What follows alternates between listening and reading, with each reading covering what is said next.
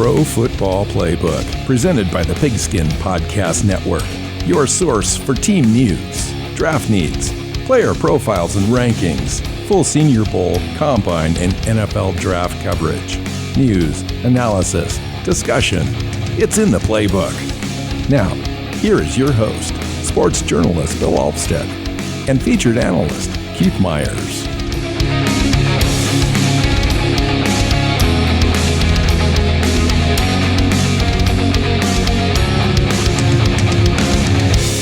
Pro Football Playbook Podcast listeners, I'm your host, Bill Alvstad, sitting down with Keith Myers, back to our team evaluation show. Up now is the Minnesota Vikings and the New England Patriots. Two teams that are roughly, I think, equal in talent. One in the NFC, the other in the AFC. But which team's going to eke into the playoffs and have a chance, and which team's going to be outside looking in? I think our first team that we're going to talk about here, which is Minnesota, is the team that is most likely, simply because they've got an easier path. Anytime you get to play the Lions twice in a year, that's 2 wins.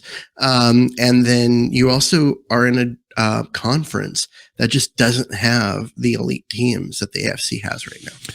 Yeah, I'll agree with you on that last point. And that would be the only reason for me that this team gets in, is because the rest of the conference is sleepwalking this year, and they've got a shot that way. Otherwise, I would have made an argument against your first premise, in that I think the Minnesota Vikings are kind of all over the board as far as being managed and what they're doing with their salary cap and decisions they're making with the franchise. They had a great draft. We can talk about that.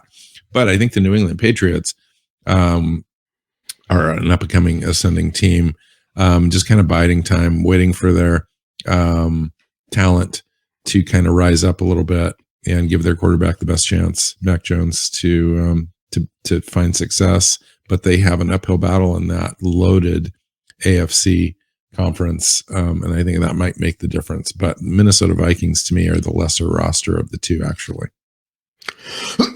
Yeah, but they have the better quarterback. I think that kind of... Well, they would tell you that they do. I mean, they basically went in and gave him an extension further into the future.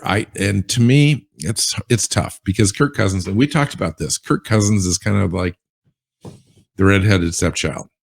No offense to redheaded stepchild. I know, no offense, but it's one of those deals where you don't have a premier quarterback. He's literally like the 10th best quarterback in the league, and they throw the money at him. They throw the extension. They tie up their books into the future with kind of a middling kind of quarterback that may or may not ever get them closer to a championship. And they invested some money into Adam Thielen at 32 years old. I thought that was a mistake. That's one of those deals where you want to retain some of your veterans and your best core players. I'm not sure if he's that for them. I think he's a good number 2 overall, but I guess you need to pay somebody to come in and play for you. So, well, he's been their number 1 for years, and I think you're right. At his age, he's starting to decline slightly, but they have Justin Jefferson there, so Adam Thielen gets to be the number 2, and I think that works out for them. And Cousins isn't. He's the 10th or 11th best quarterback. I think that's pretty accurate. He's not an elite guy that's going to lead your team to wins by himself, but he's also not like Jared Goff, where he managed to get the Rams to the Super Bowl. Couldn't win it, but got him there.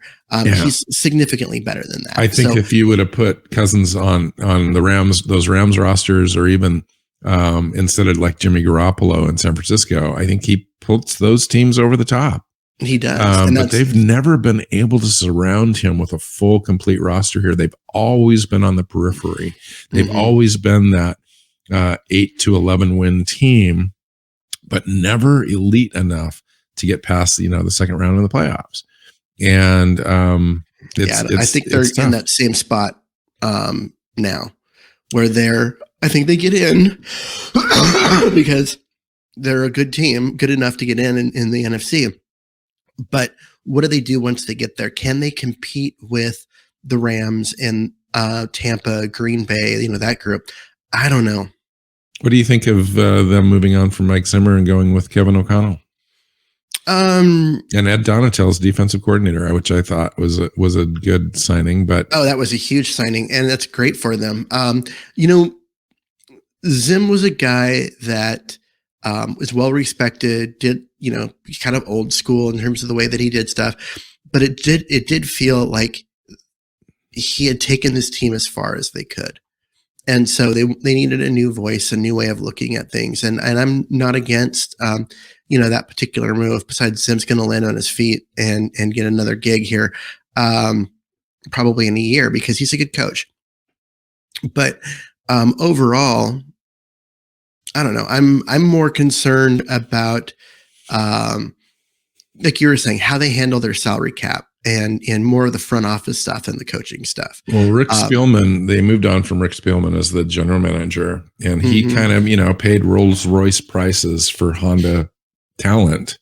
And, that needed to kind of get cleaned up, and it's going to take a little while. Daniel Hunter's gone. They took a $26 million cap hit on that. They went and added Zadarius Smith, which I thought was good, but I think you make that move if you feel like you're closer, if you're one piece away or something like that. You just don't pay guys premium positions that aren't going to help you, with win totals. And I'm not sure that they have enough around him to do that. It'll be interesting, but let's talk about their draft. I thought the draft was kind of fun for them. They had a good 32 draft overall because they traded.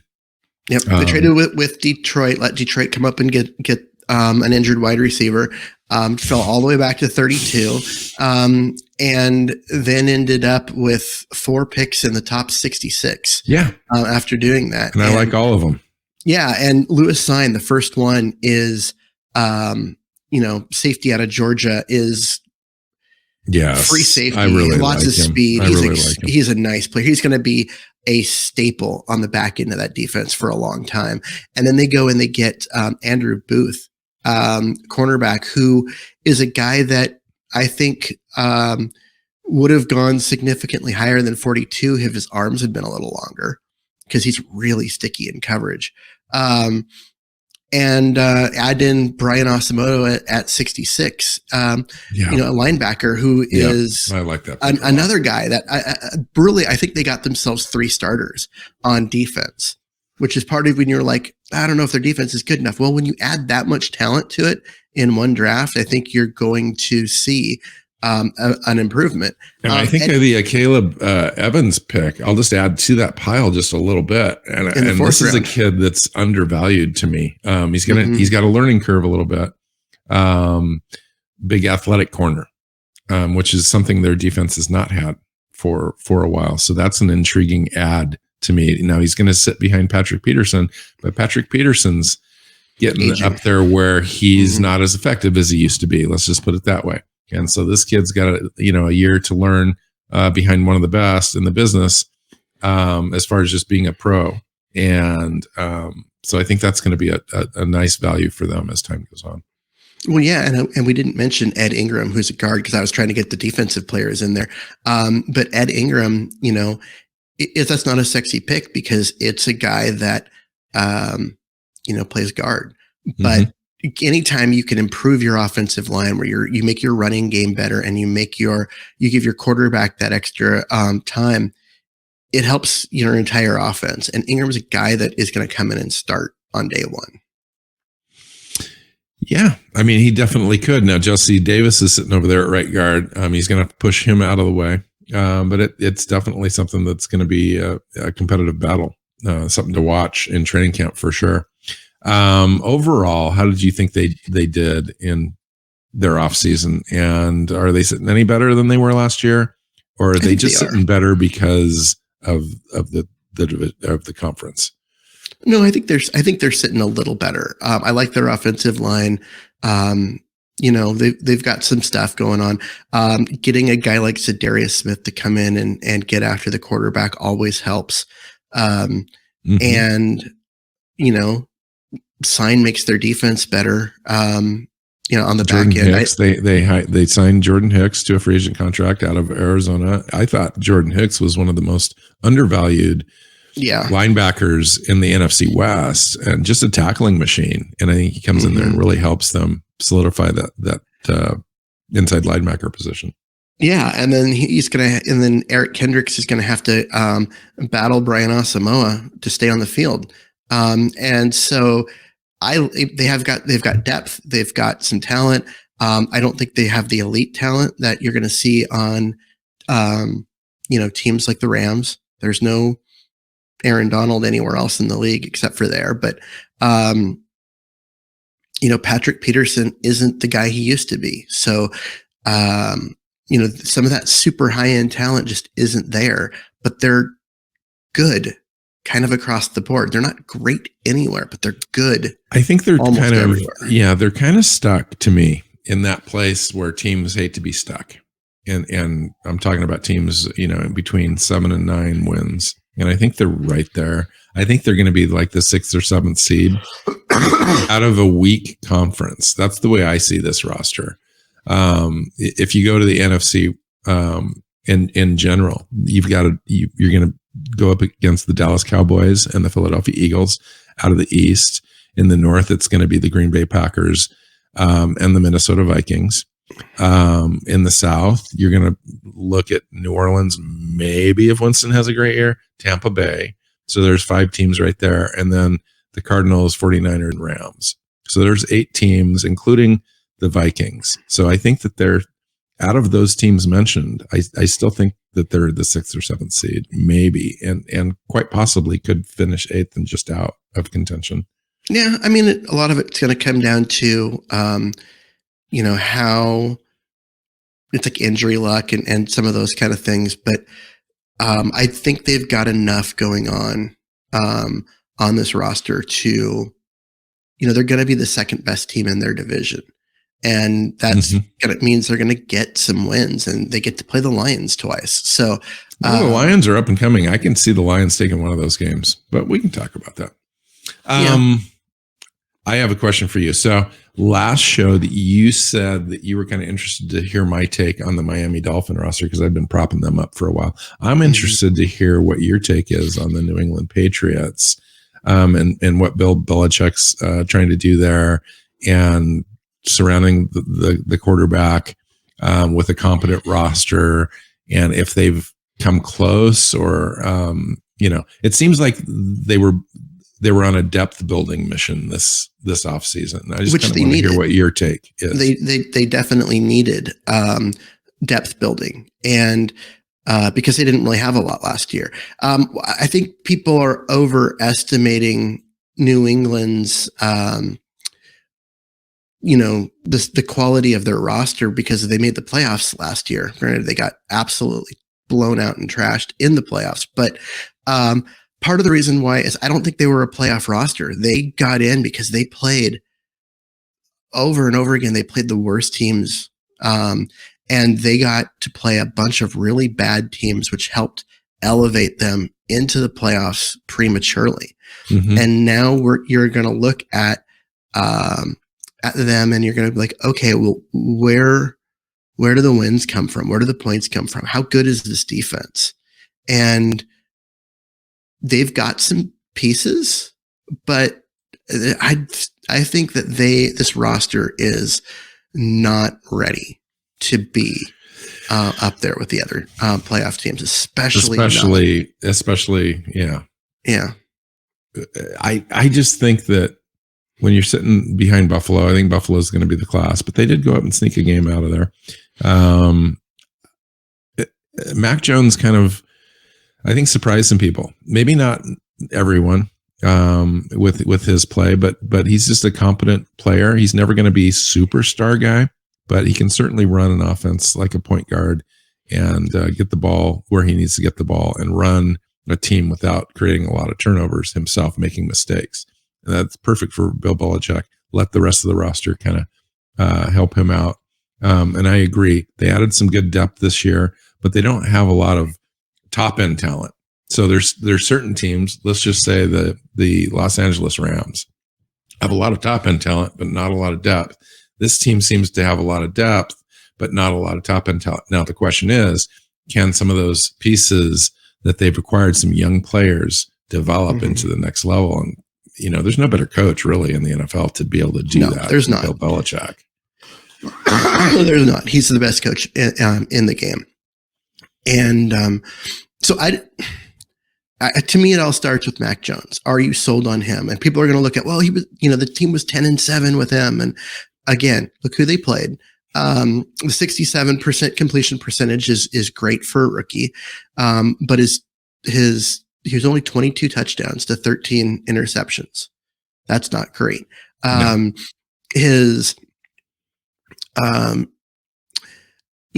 You look at his yards per attempt, 7.3. That's not good. That's yeah. And so you look at some of the more advanced stats. Net yards per attempt is 6.5. That's low. Air net yards per attempt of 6.22. That's not good. So you start to look. So what did they do to help him with that? I mean, they in the draft they went up. Actually, it's surprising just a little bit with Cole Strange there at 29 overall. I thought he was more of a 49 overall kind of player. I know that he ascended quite rapidly during the draft process, but not sure that the rest of the league viewed him there. But nonetheless, they solidified the left guard spot there for the future, and I think that will help Mac Jones have a little bit extra time eventually. But Cole Strange is going to acclimate to the NFL, and he's going to find out that it's not Chattanooga. Yeah. I think overall, though, that they did help him. They added Tyquan Thornton as well, the Baylor wide receiver at 50 overall. That should give him another piece. And then Pierre Strong, I thought, was undervalued at running back as well to kind of solidify that run game for them. Yeah, and I definitely see where you're going with that. And they also added, Devontae Parker they traded for him. And so that gives them a wide receiver. He had a great year a couple of years ago, but has struggled to match it. And he was playing with Tua. I mean, we've talked about Miami, but he was in Miami there playing with Tua. But he also lost his job. He got surpassed on the roster. So there is that. He was getting pushed down the depth chart. And so he comes in, and is he the best receiver on this roster? I think he is. That's the guy that had lost his starting job in Miami is now the best wide receiver on your roster. And they've just got a bunch of no names, really, trying to fill that out. So it'll be interesting to see. I was always surprised that N'Keal Harry never really developed either. I thought him coming out, he kind of comped to like a DK Metcalf during that draft process, and just really never came on. Okay, so let's talk about the defense a little bit. What do you see on the defensive side of the ball? I know that their first pick, it was Marcus Jones, the cornerback out of Houston, 85 overall, and then followed that up with Jack Jones, the corner out of Arizona State, to kind of help them on the defensive side. And then Sam Roberts, I thought, was a kind of an undervalued defensive tackle in the draft. Of course, most defensive tackles are undervalued in the draft, but I thought he could do a good job giving them kind of a combo guy where he could stuff the run, but also give them a little penetration. Yeah. So this overall, what you've got here is a defense that they're trying to turn over.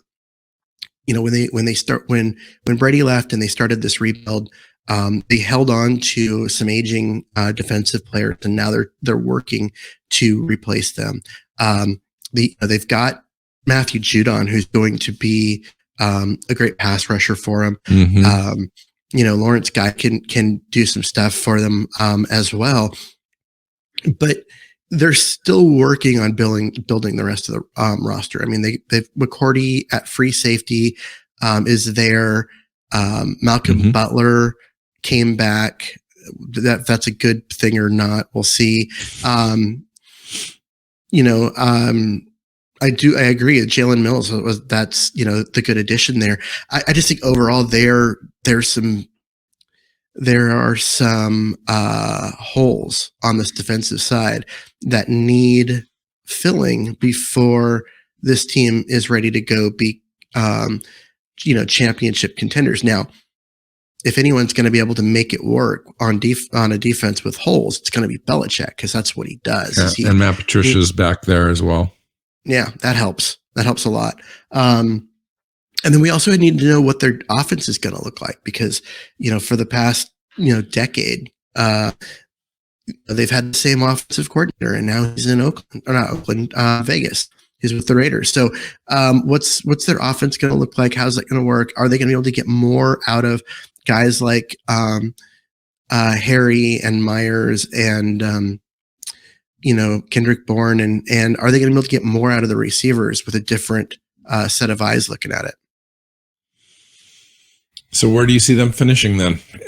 You said they were probably outside looking in. Yeah, I think this is an 8 or 9 win roster as it sets.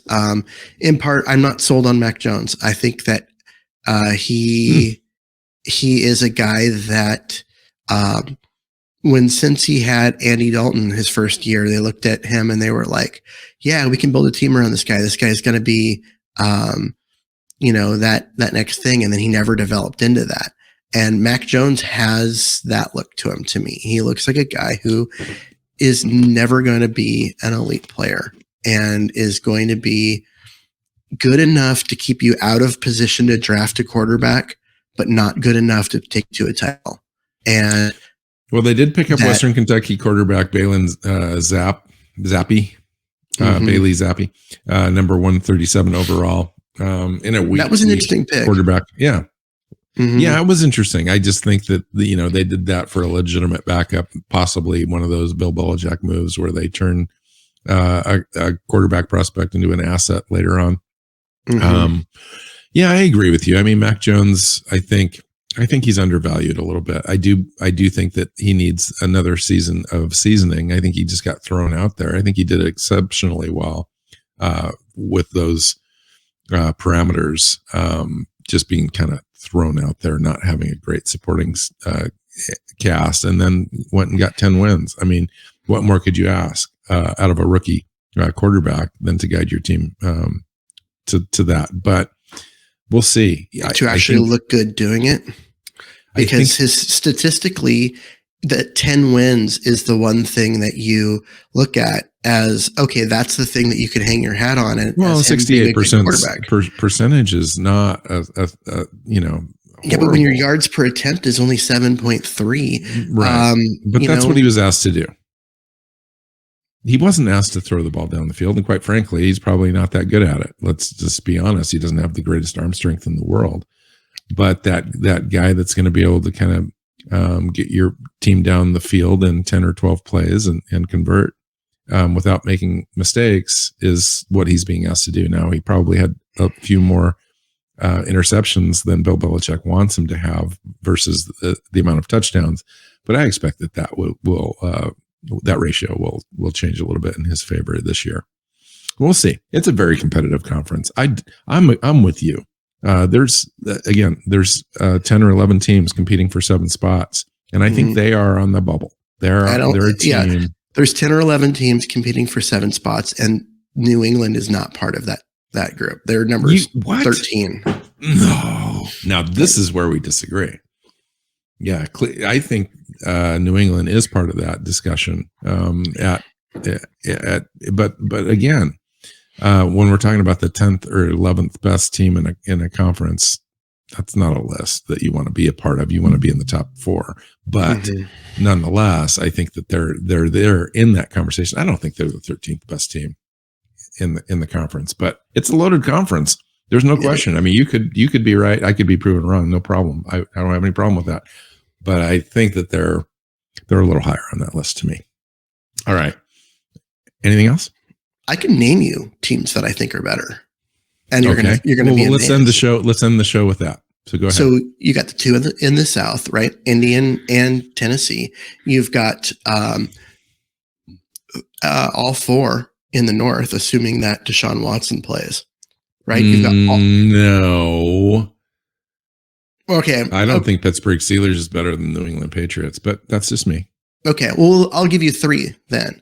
Yes, three in the North, 2 in the South. That's 5. Yep, You got all four in the West, right? That's 9. And then you've got 10 Buffalo. 10 Buffalo and 11 Miami, which makes I don't think Miami's better yet. You can look at this roster and think that this is a more talented roster than Miami, which we just did. They're better coached. Yeah, I think this is a better team. I'm just going to say a better team. But there's a lot less talent. So they're still in that conversation, 10-11. They're not the 13th best team. They're the 12th best team. I just named you 11 teams that I think are better. Isn't that crazy? Now in the NFC, New England would be top 6 or 7. But yeah, they would. We're not. We're in the AFC. I still think they're a good roster. I think they're a 9 or 10 win team. I think the defense needs another influx of talent in another offseason.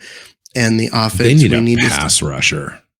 I know that Judon's there, but man, they need some push. And beyond Matthew Judon, they don't have really anything that's going to help them. Yeah. They just don't. I think that you're right. That's kind of where it's at. Their secondary is okay. Their linebackers are going to be all right. But there's nothing that really completely stands out on their defense at all that says, hey, you're going to fear us because we're going to completely knock the crap out of you. There's nothing like that at all going on with New England right now. They want to win with speed and I don't know what else. It's just lacking to me. Their offense, I think, looks competent, but it's again run by Mac Jones in a kind of methodical, short passing game, kind of a thing with a decent run game, but their defense isn't going to scare anybody. Yeah, I'm not sure they've got. They added Pierre Strong, and Damian Harris is their starter. Mm-hmm. I'm not sold on him as a top flight starter either. So, do they have a decent run game? I think it'll be decent. Pierre Strong's undervalued. I mean, he's a rookie. He's going to, but by the end of the season, he could be the number 1 running back in that room. Anyway, you're probably closer to being right than I am. Does that say more about Pierre Strong or the rest of the running back room? Well, Ramondre Stevenson is decent as well. I remember him coming out in the draft and thinking highly of him. So it's okay. It's not great, but it's okay. Yeah, and that's where the Patriots are. They're okay. They're not great. They are in the middle of a rebuild. Last year, making the playoffs really early in a rebuild is going to get people excited, and everyone's going to be like, hey, if they were at this point last year and now they're continuing to rebuild, they're going to be better. And I think that 10 wins and getting into the playoffs was a mirage. And you're going to see this team be more talented, but less wins because of competition and because they're not going to be playing the easiest schedule in the NFL this year. And that's going to be one of those things where they, it looks like they take a step back, but they don't really, because their roster building has taken a step forward and they're still a year away. They need to finish rebuilding the defense, which they need another offseason for. And they need to, churn some of the talent on offense just to get younger, get faster, and all of that. I think that they're a year away. Next year at this time, we're going to be saying, watch out for New England. But this year, they're just not there for me. All right, let's wrap it up there. Find Keith on Twitter @MyersNFL. You can find me at Alvstad NFL. Find the show at PF_Playbook on Twitter and your favorite podcast platforms and YouTube. Make sure you hit the subscribe button. Thank you. So until next time, take care, guys. Take care.